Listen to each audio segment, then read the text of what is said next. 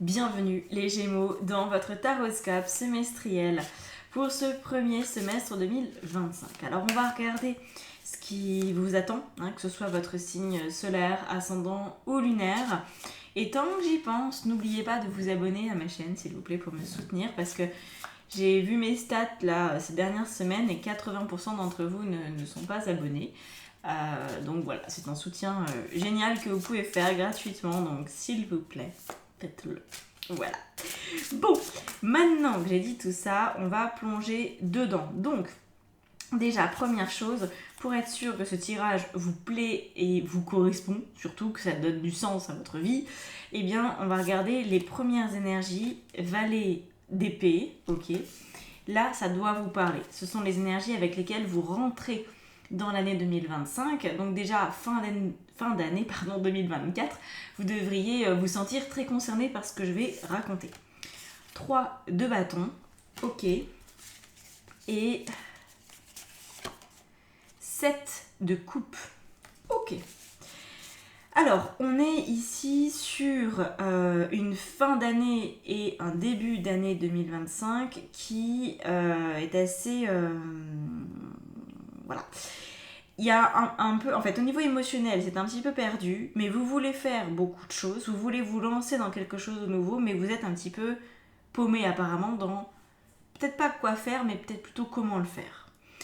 Avec le valet d'épée, on voit que vous voulez initier quelque chose de neuf dans votre existence au niveau de la manière dont vous percevez votre vie. Vous voulez par exemple faire évoluer vos croyances. Ça pourrait être ça le point de départ. Avec le 3 de bâton qui est lié à un objectif de vie. Admettons que vous avez un objectif de vie, c'est d'avoir une maison. Voilà, parce que peut-être que jusqu'à présent vous étiez toujours en appartement, vous voulez changer de mode de vie, mais peut-être que vous avez une croyance quelque part qui vous fait croire que vous ne pouvez pas avoir une maison. Voilà. Admettons. Et donc en fait, il y a un travail sur vos croyances parce que vous avez un objectif de vie que vous souhaitez atteindre. Par contre, ça a l'air de vous enquiquiner quand même un petit peu. Avec le 7 de coupe qu'on a là, on voit bien que c'est pas si évident pour vous. C'est-à-dire que c'est pas en vous acharnant à penser autrement, en tout cas à essayer de penser autrement, que vous allez forcément réussir à penser autrement. C'est pas, vous voyez, la pensée positive a vraiment des limites. Ça sert à rien de se marteler un message si on ne fait pas un travail aussi en profondeur et un travail sur l'émotionnel surtout. Donc là, moi j'ai l'impression que voilà, nouvel objectif, vous obligez à changer d'état d'esprit, mais vous êtes un petit peu perdu quand même. C'est pas si évident que ça pour vous de comprendre comment mettre en place ces choses-là. J'ai l'impression que la question que vous vous posez... Oh, mais je vais pas y arriver. La question que vous vous posez le plus, c'est comment. Comment je vais faire? Comment par quoi je commence? C'est quoi les étapes? Voilà. Vous pourriez avoir vraiment des difficultés à ce niveau-là. Alors, qu'est-ce qu'on a? La roue de fortune en plus. Ok. Donc là, c'est vraiment, pour moi, ce que j'en ressens, comme je vous disais, c'est un objectif de vie. Là, avec la roue de fortune, ça rajoute un élément complémentaire qui est de dire qu'en fait, vous êtes en train de changer au niveau karmique. Alors, pour reprendre mon exemple qui était peut-être pas si mal en fait avec l'histoire de l'appart et de la maison, c'est qu'admettons vous venez d'un milieu où avoir accès à une maison c'était pas possible parce que ça veut dire vivre à la campagne alors que vous êtes dans un milieu ultra citadin, peut-être que vous avez vécu en HLM toute votre vie parce que socialement c'était pas possible autrement et que là vous voulez une maison à la campagne mais que ça coûte pas le même prix, que c'est pas du tout le même style de vie, vous voyez, en fait j'ai l'impression que vous êtes en train de changer une forme de karma. Ça peut être un karma familial que vous faites évoluer. Et c'est pas si simple, il y a des difficultés, parfois je le vois chez certaines de mes clientes, qui par exemple viennent d'un milieu ouvrier, qui sont en train de faire des grandes études, et du coup elles savent qu'elles vont finir à minima cadre. Eh bien, il peut y avoir un tiraillement, alors que leurs parents leur souhaitent de réussir, et elles-mêmes souhaitent réussir. C'est pas pour autant qu'il n'y a pas une espèce de croyance limitante qui vous a peut-être été transmise de gré, de force, peu importe. Mais en tout cas, il pourrait y avoir une difficulté à ce niveau-là. Et comme vous voulez atteindre un nouvel objectif de vie qui vous sort d'une habitude social, émotionnel, économique, quoi que ce soit d'autre, relationnel, peut-être que vous avez eu que des personnes vraiment très compliquées avec lesquelles vivre et puis que là vous voulez autre chose, il y a tout un mécanisme en fait à faire évoluer en vous. Voilà, donc ça c'est le postulat de départ, il faut que ça vous parle pour que la suite vous parle aussi. Donc on continue avec l'énergie dominante de cette énergie de cette année 2025. Pourquoi je mets des mots là où... Non, ça va. Alors, très bien, on a 2 cartes, je voulais en avoir 2, donc c'est nickel, on les a en même temps. On a un empereur et un as de bâton. Très bien. Donc l'énergie dominante qui est aussi le défi à relever pour vous, eh bien c'est de structurer votre vie. De la structurer autrement, on a bien compris. Nouveau travail, nouvelle habitation, nouvelle relation peut-être, mais je dirais que si c'est ça, ça vient en conséquence. Parce que là, l'empereur et l'as de bâton, ce sont uniquement des énergies très très très pratico-pratiques, très terriennes. C'est de l'action, du résultat dans le domaine matériel, financier, professionnel. Basta. Ok ? C'est vraiment le lieu de vie qui bouge, le professionnel qui bouge, les finances qui bougent. Voilà. Donc ça, comme c'est l'énergie dominante, effectivement, ça peut peut-être vous donner un petit coup de boost pour ce premier semestre. Vous pourriez vous dire, c'est justement ce que j'attendais. Là, vous pourriez vous sentir avec quand même un peu plus d'énergie. Ouais, plus d'énergie que d'habitude, plus d'élan que d'habitude. Alors, c'est quand même un challenge parce que c'est pas si simple de cadrer sa vie, en tout cas de commencer à la cadrer. Je ne sais pas si 6 mois seront suffisants ou si le deuxième semestre 2025 sera du même acabit, je ne sais pas encore. Là, on voit quand même que il y a du travail précis, concret, réel à mettre en place. C'est pas du tout juste une construction mentale, c'est pas juste une réflexion sur qu'est-ce que je veux et comment j'y arrive, c'est mettre en place. Par contre, on va voir ce qui peut vous aider, mais avant je vais rajouter une carte là-dessus. Je pense que vous allez devoir avancer étape par étape parce que si vous prenez le projet au global et les étapes finales, ça va être peut-être très compliqué pour vous d'actionner le levier parce que ça va être très lourd, tout va être vraiment, ça va être chargé, ça va être impossible de soulever ce levier. Par contre, si vous faites une étape après l'autre, ça sera ok. Vous pourrez aller vers une transition de vie et donc être moins embêté aussi par votre émotionnel qui s'inquiétera moins parce que vous ferez les choses au fur et à mesure plutôt que tout d'un coup. Qu'est-ce qu'on a ? On a un 10 de denier. Donc, oui, c'est vraiment là-dessus, je vous le confirme. Une notion d'enrichissement, de modification de votre façon de vivre dans la matérialité. Ça peut être peut-être vous avez déjà une structure, admettons que vous avez déjà une société, ça serait de vouloir la faire évoluer. Vous voyez, c'est pas forcément tout changer, mais ce qui fait que vous n'avez pas encore ce que vous voulez, c'est lié à une croyance héritée d'un karma, je pense, familial. Bon, ça reste général, mais c'est ce que je ressens en grande majorité. Alors, dans ce qui va vous aider, on a le 10 de bâton. Donc, voilà, déjà j'ai l'impression de me répéter, mais c'est ça. C'est ce que je commençais à vous dire. Voilà, la tour.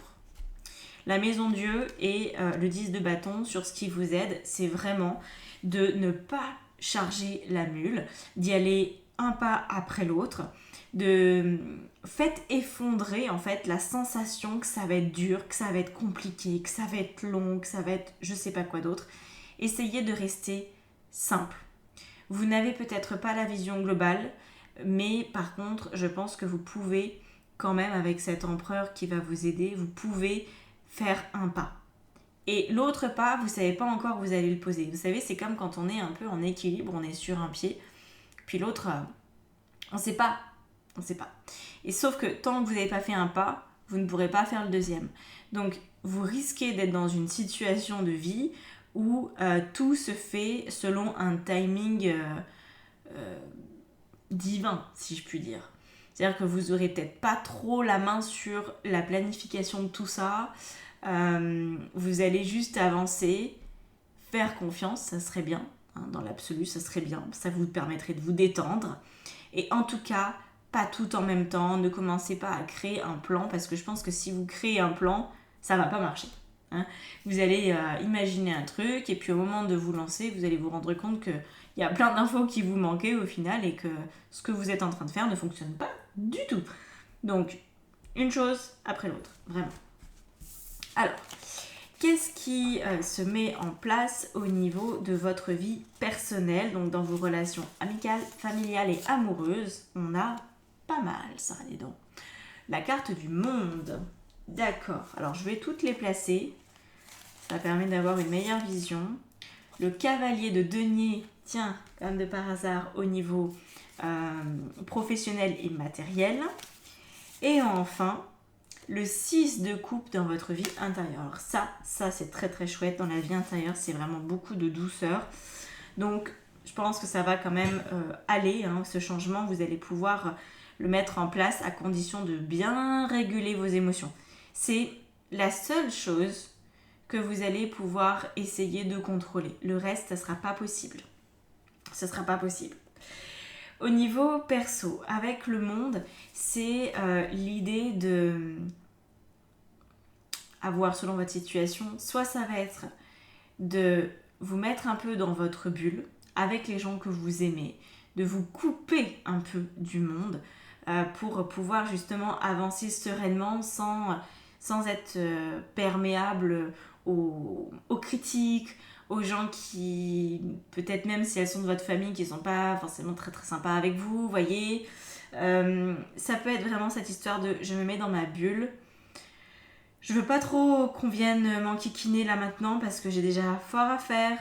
Si en plus je dois me coltiner les avis, les jugements des uns des autres, non merci. Voilà. Sauf si ce sont des avis favorables. Dans ce cas-là, laissez-les rentrer dans votre monde parce que ça va vous élever, ça va vous soutenir. Donc ça, c'est cool. Et puis, ça peut aussi être vécu du coup un petit peu autrement, dans le sens où vous allez peut-être avoir besoin de conseils. C'est probable que dans votre... de conseils et d'informations. Dans votre famille, comme je vous disais, comme il y a un karma familial à lever, vous allez peut-être avoir besoin de poser certaines questions à votre famille. De leur demander, de leur dire, bon bah voilà, j'en suis là je sens que ça bloque, j'ai envie de changer l'histoire de la famille, j'ai envie de passer à autre chose, voilà, on a toujours vécu en ville, moi j'aimerais vivre à la campagne, je sais, ça vous plaît pas, mais je voudrais savoir pourquoi en fait vous avez choisi la ville initialement, est-ce qu'il y a une raison particulière, qu'est-ce qui fait qu'on s'est retrouvé là, expliquez-moi. Et ça peut vraiment être dans cette dimension d'ouverture, de discussion. Donc sans jugement, attention, n'allez pas vers votre famille ou vos proches en essayant de vous justifier ou de critiquer leur choix. Je pense que vous avez besoin d'informations. Alors c'est peut-être pas juste vos parents, ça peut être les grands-parents, les arrière-grands-parents, voire peut-être même un petit peu plus loin. Mais en tout cas, j'ai l'impression que vous avez besoin, et ça le confirme, là, je viens de regarder le timer de ma vidéo, j'ai regardé, c'était à 13 minutes et 13 secondes. Donc effectivement, c'est les morts qui ont quelque chose à vous dire, dans le sens où, alors vous n'avez pas besoin de communiquer avec les défunts, attention, mais vous pourriez faire une forme de psychogénéalogie, tout simplement regarder les dates de décès, de naissance, les épisodes clés de la vie de vos ancêtres, essayez de faire parler les gens qui savent encore pour peut-être non seulement comprendre un peu votre situation, mais venir aussi vous alléger et sortir d'une forme de loyauté plus ou moins consciente liée à votre famille. Voilà. Donc, il pourrait y avoir aussi, pour certaines personnes, ça ne sera pas la majorité, mais je le dis quand même, au niveau amoureux, vous pourriez rencontrer une âme qui est bien connue de vos services, mais dont vous avez peut-être complètement zappé l'identité, voilà. Mais je pense que voilà, il peut y avoir des reconnaissances d'âme, des personnes qui se sont connues dans d'autres vies et qui vont ensemble régler un karma. Et donc ça pourrait être une relation amoureuse dite karmique, mais qui, là pour le coup, pourrait vraiment être aidante. Donc ne soyez pas intimidé par quelqu'un qui pourrait venir vers vous et qui a un petit peu peut-être le même genre de problème que vous, ou qui va venir vous faire réagir, parce que ça peut justement être intéressant de percevoir les informations plus finement, de communiquer différemment pour avoir une forme de peut-être pas la vérité absolue, mais une partie de la vérité sur votre histoire de famille en tout cas. Voilà. il n'y a peut-être pas de zone d'ombre a priori, mais il y a des choses que vous voulez changer, et pour changer ces choses-là, il faut en savoir plus. Donc, creusez. Qu'est-ce qu'on a par-dessus ça? On a le 3 de denier, vous voyez. Le 3 de denier, c'est l'entraide, c'est la collaboration, c'est une carte qui habituellement sort plus dans le domaine de l'entreprise, avec les collègues, etc. Mais là, ça sort dans votre domaine perso. Donc, entraide, soutien, si possible, très bien. Communication, collaboration avec votre famille pour lever peut-être des tabous, quelques secrets, quelques questions qui sont restées sans réponse. Quand on vous parlait de votre tonton, mais en fait c'est pas votre tonton, hein, il n'y a pas de lien de parenté. Mais pourquoi on l'a appelé tonton alors, si c'est pas notre vrai tonton? C'est quoi ce mec? Qu'est-ce qu'il vient faire dans l'histoire de famille? Vous voyez, vous pourriez avoir des questions comme ça qui sont sans réponse et qui vont ressortir dans ce premier semestre parce que il y a besoin de mettre de la lumière là-dessus, tout simplement. Ok? Alors, au niveau pro-matériel financier, comme je le vous disais déjà, on a un cavalier de denier. Donc ça, c'est chouette parce qu'en fait, le cavalier de denier, c'est vraiment la réussite dans le sens j'entreprends. Parce qu'en fait, votre réussite à vous, c'est pas par exemple de devenir cadre alors que dans votre famille, il n'y a que des ouvriers. Ça, c'est une réussite, oui, sur le principe, mais elle n'est pas là. La vraie réussite, c'est d'entreprendre le chemin, de s'autoriser à faire autre chose. Par exemple, ça peut être à l'inverse, hein, vous venez d'un milieu ultra intellectuel avec vraiment l'élite de l'élite, et puis vous vous dites ah ben non, mais moi je veux juste faire de la menuiserie en fait. Moi je veux avoir une maison en campagne, et puis avec des bouts de bois, fabriquer des meubles, mais je demande pas à faire l'X, à faire je ne sais quoi d'autre comme grande école. Non, moi je veux juste faire de la menuiserie. Ok, ben ça pareil, ça pourrait rester un peu en travers de la gorge de votre famille, vous voyez. Il faudrait comprendre pourquoi ça leur pose un problème, pourquoi vous, ça vous pose un problème de ne pas faire comme vos parents, vos grands-parents, etc. Donc là, c'est vraiment ça qui est crucial, c'est d'entreprendre avec votre liberté à vous. Alors, qu'est-ce qu'on a à ce niveau-là? Vous voyez, on a ce 2 de denier, il est formidable parce qu'il reflète vraiment ce que j'essaye de vous dire. Donc, j'espère que ça va être vraiment clair dans votre esprit. Passer de l'un à l'autre, pour passer de l'un à l'autre, de cette réalité familiale à une autre réalité qui vous correspond beaucoup mieux, il va falloir sortir de cette instabilité, de ce tiraillement intérieur que vous avez, qui est plus ou moins conscient, de ce manque d'autorisation qui existe encore, et qui du coup vous limite dans vos projets de vie. Et c'est pour ça que vous cherchez à changer vos croyances. Je pense que déjà, fin 2024, vous êtes au courant que dans votre cerveau, il y a un truc qui tourne pas très rond et que vous êtes bloqué par quelque chose que vous croyez à propos de vous, à propos de vos capacités ou de vos talents, que sais-je encore. Ok ? Donc voilà pour l'aspect matériel, une fin d'instabilité parce que vous faites ce qu'il faut avec votre famille. Hein. C'est vraiment, ça c'est le cœur, l'aspect personnel. Et le reste, ça va avancer une fois que vous aurez réglé certaines problématiques de communication, on va dire ça comme ça, avec votre famille. Alors, si, admettons, vous êtes seul au monde, il n'y a plus personne dans votre entourage, hypnose obligatoire, hein, les gars. Je vois pas trop d'autres solutions. Hypnose pour explorer vos mémoires, explorer ce qui bloque au niveau de votre inconscient, commencer à utiliser aussi l'hypnose pour engrammer de nouvelles croyances en vous, et puis tout ce qui va être décodage au niveau de la sagesse du corps, même la kinésio et tout peut aider à libérer ce genre de trucs. L'acupuncture peut aider.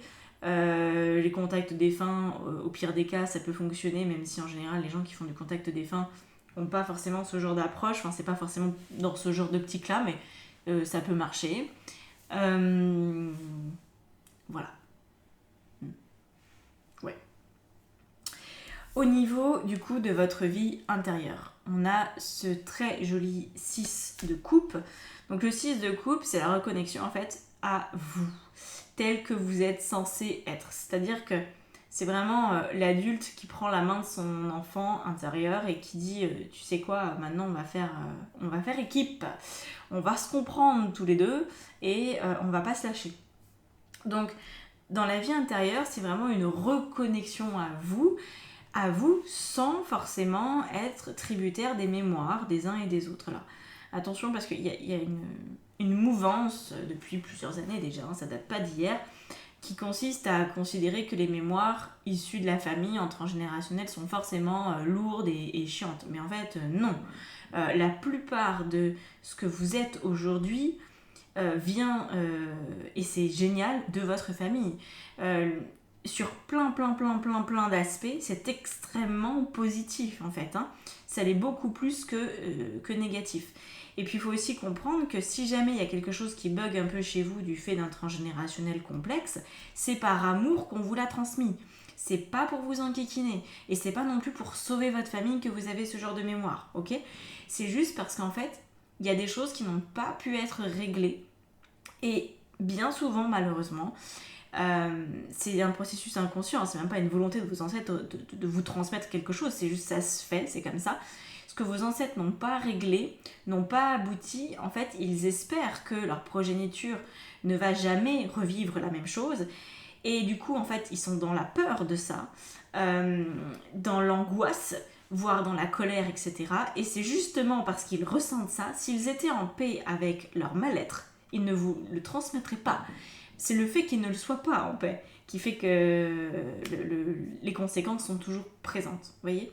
Donc ça, c'est quand même important de ne pas se flageller soi-même, de ne pas réussir à se sortir rapidement des mémoires. Et c'est important aussi de ne pas culpabiliser votre famille vis-à-vis de ça, parce que c'est un processus extrêmement inconscient qui nous dépasse toutes et tous. On n'y peut rien, à part, et c'est quand même une dimension de vie, enfin c'est extrêmement récent qu'on ait l'opportunité de se poser toutes ces questions. Moi je considère que la spiritualité telle qu'elle est disponible aujourd'hui, c'est-à-dire grand public sur YouTube, c'est quelque chose qui est ultra récent, parce qu'avant il fallait avoir un enseignement religieux, fallait scoltiner je sais pas combien d'années dans un monastère pour avoir accès à des méditations qui pouvaient fonctionner, à des prières qui pouvaient fonctionner. C'était réservé à très peu de personnes en fait. Et en plus, il y avait des obligations liées à tout ça. Donc, au final, les gens qui en bénéficiaient vraiment et que ça élevait vraiment, c'était une poignée, quoi. Voilà. Donc, ça, c'est quand même un truc important de se souvenir que c'est des préoccupations de personnes qui vont bien d'être spirituelles, de chercher des réponses dans sa famille. Parce que ça veut dire que vous êtes sur une génération qui a le temps de réfléchir. Voilà, ok ? Et vous avez le temps et c'est génial, et je pense que de toute façon on va de plus en plus aller là-dedans, notamment avec l'ère du Verseau qui s'annonce, enfin dans laquelle on est déjà. Mais avant, c'était marche ou crève. Donc, est-ce que j'ai assez médité aujourd'hui ? Est-ce que j'ai mangé bio aujourd'hui ? Est-ce que j'ai fait mes salutations au soleil ? Ils en avaient rien à carrer, ok ? C'était pas du tout les préoccupations. Donc forcément, des générations et des générations et des générations de personnes qui, parfois, ne prenaient pas vraiment le temps de rêver, qui vivaient juste pour survivre à peu près, et avoir des moments de bonheur de temps en temps, parce qu'il y en avait, évidemment, tout n'était pas glauque, mais c'était quand même une autre façon de vivre.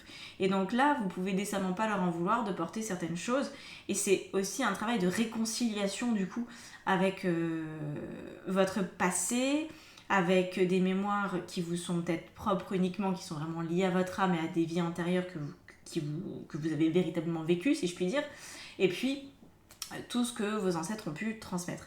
Et donc là, c'est l'idée, avec cet enfant intérieur, votre enfant intérieur, de vous dire, ok, de toute façon, tu porteras, quoi qu'il arrive, des mémoires de ta famille, parce qu'on n'y peut rien, et le but, c'est pas d'être exempté de ça, parce qu'il y a du très bon, encore une fois, dedans. Et puis, c'est de dire, par contre, je te prends par la main, parce que toi, mon enfant intérieur, t'avais quand même décidé d'un petit plan d'incarnation, là, et j'aimerais bien le mettre en place, et donc de ne pas être gêné par des mémoires qui gênent mon objectif de vie. Donc voilà, là il y a peut-être beaucoup de réflexion là-dessus à avoir, beaucoup de méditation à mon avis, des formes de libération. Voilà. Alors, qu'est-ce qu'on rajoute là-dessus ? L'as de coupe, vous voyez. C'est un nouvel amour vis-à-vis de vous-même. Vous allez, en fait, en travaillant sur votre famille, vous allez renouer avec vous, avec ce qu'il y a de plus essentiel en vous, en accueillant ce qu'on vous a transmis, Et en accueillant aussi votre plan d'incarnation qui vous est en général assez personnel. Hein. Parce que maintenant, les plans d'incarnation sont de plus en plus personnels. C'est plutôt normal. Avant, vous étiez... vous naissiez fille ou fils de menuisier, enfin fille, non ça marchait pas, fils de menuisier, vous étiez forcément menuisier. Si vous étiez fille de menuisier, vous deviez vous marier avec le menuisier, l'autre fils de l'autre village de menuisier. Et vous restiez menuisière, ou femme de menuisier, ok? Donc de toute façon, il n'y avait pas ce choix-là. Et c'est pour ça que moi je remarque, hein, de toute façon... Bon, j'ai peu de personnes qui ont 80 ans, ça m'arrive de temps en temps, mais c'est pas le même genre de thème. En fait, les dispositions des plans d'incarnation sont très différents. À partir des années 80 notamment, on voit vraiment que c'est pas du tout les mêmes choses. Donc là, c'est quand même important de prendre conscience de la chance que vous avez, qu'on a tous, hein, de choisir une autre forme d'existence. Donc ça sert à rien d'être en colère. Voilà, c'est pour ça que je vous le dis, parce que moi je sens qu'il peut y avoir de la colère vis-à-vis de votre famille. Et alors que là on me dit mais il y a tellement d'amour en fait. Il y a tellement d'amour. Et c'est à ça qu'il faudrait pouvoir se raccrocher. Parce que l'as de coupe, c'est l'énergie de l'amour réel, pur, parfait. Donc ça, dans votre vie intérieure, je pense que vous allez le toucher du doigt et vous allez pouvoir recoller les morceaux avec vos ancêtres, que vous les ayez connus ou pas, à la limite, on s'en fiche, ok? Et donc, ça nous emmène où? Sur une fin de mois avec un 9 de coupe, et ça, je kiffe. Ça, c'est parfait, parce que le 9 de coupe, c'est le bonheur émotionnel. Si vous êtes content de vous, si vous ressentez ce bonheur-là, ça veut dire que vous aurez réussi à mettre en place, je pense concrètement, pas mal de choses, parce que c'est ça, hein, à la base. À la base, le but, c'était d'avoir quelque chose de carré au niveau de votre vie professionnelle, matérielle et financière. Il y a un gros bon travail de fond, hein, voilà. Une fois que ça s'est fait, franchement, le reste a l'air de couler de source. Alors, si, elle est là, elle est là. Le 8 de coupe, voilà. C'est parfait. Le 8, c'est la désillusion, la déception, le truc où on se dit, bah, ça j'en ai marre. J'en ai marre en fait de porter des boulets, j'en ai marre de me faire du mal, j'en ai marre de me raconter toujours les mêmes histoires, j'en ai marre de me cacher derrière des excuses. Je vais là où le soleil se lève. Et donc, je trouve le bonheur. Voilà, nouvelle vie pour vous, hein, quand même. Hein. Vous allez vous rendre compte qu'en fait, le soleil, il se lève à l'est, alors que vous l'attendiez à l'ouest. Ah oui, vous étiez déçus tous les jours de vous dire, ah ben punaise, en fait, il se couche, mais qu'est-ce qu'il fait? Mais il se lève pas au même endroit, mais moi, je l'attends. Vous voyez? Donc là, nouvelle forme d'existence. Vraiment. C'est super cool. Super cool, avec vraiment une libération des énergies familiales, quelque chose qui s'aplanit, qui se détend et qui vous donne la possibilité matériellement, financièrement d'aller mieux, beaucoup mieux, en sortant de schémas familiaux qui ont pu effectivement être désagréables à porter. Voilà. Je vous laisse là-dessus. Pour aller plus loin, guidance, coaching, formation tarot, atelier. Voilà, grosso modo. Je fais plein de choses. Je fais aussi des choses que j'indique pas forcément sur mon site. Mais vous êtes très doués pour me les demander. Prochainement, je vais rajouter l'Human Design en analyse personnalisée. Je pense pas que ce soit le cas quand cette vidéo sera sortie. Je pense que ce sera le cas d'ici 2-3 jours après la sortie de cette vidéo. Donc voilà, ça c'est quelque chose que je rajoute parce que vous me le demandez beaucoup et que je vous dis oui, je vous le fais, d'accord, mais j'ai pas la prestation toute faite, donc faut toujours que je m'adapte à votre demande. Et là je me dis bon, vous êtes beaucoup trop nombreux à me le demander pour que je n'en fasse rien, parce qu'en plus j'adore faire ça. Donc voilà, ça va rentrer dans le catalogue. Je vous laisse là, profitez bien de ce premier semestre. On se retrouve de toute façon mois par mois. N'hésitez pas à commenter, à liker, à partager. Et je vous dis à bientôt. Ciao, ciao.